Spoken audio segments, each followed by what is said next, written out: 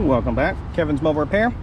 We've got a 2016 Cadillac CTS. We're doing some rear shocks. We'll also be doing some front quick strap assemblies here on another video. Hope to tune in for that one. But for this one, pretty plain Jane, simple whole assemblies. You don't have to do much. This is the one with the magnetic ride, so it does have a quick disconnect up at the top. But how to get to that? First, this little panel right here goes up under here, protects the items from rust and wear. They're just held on with 4 little push pins. So you have a tool like this. It will get in there and release those real easy, or a flathead screwdriver will do the same, or a pair of side cutters will also do that. But lower that down. You have to take out, or partially take out, your fender well. I didn't take it out all the way because I don't want to mess with everything. It will have 1, 2, 3, 4 7mm screws over here on this side, and this is also the right hand side too.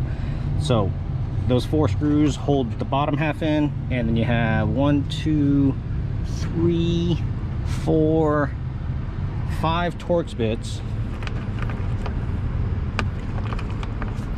like yay, that hold part of this on, and 2 push pins, 3 push pins, I believe. And then this whole section right here will just swing up out of the way. You can take the whole thing out if you want, but I didn't feel it necessary to do so. Just a couple more push pins on that side, and that's about it. For the shock itself, we have big long nut right down here. It's going to be an 18mm. The back half is also an 18, but it is welded to the frame, or at least I'm pretty positive of that, because I didn't use any wrench on the other side and it didn't fall off. So you just need a 18mm socket right here. I have an impact gun, so it zips it off real easy. Zip took it out. These up here are 315s, and then you're going to use a little tool to take off the lock for the connector for the electronic ride. Disconnect it, pull it off. These 315s come off, and then the whole thing just swings up and out of the way. The new one does have those little straps. You usually see these on things to keep them compressed.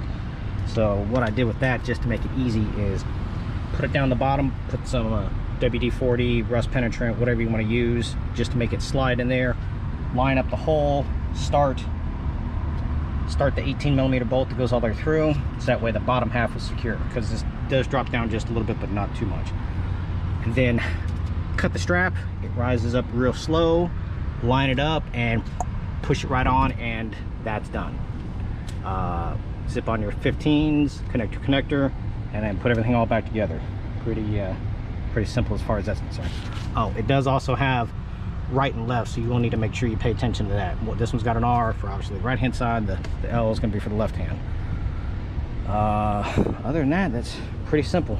This had a code for a suspension fault. I can't remember exactly what the code is, but if I find it, I'll put it in the description for what it is. Other than that, we're going to go back together. This was about a 15-20 minute job total. Both sides, probably about a half hour.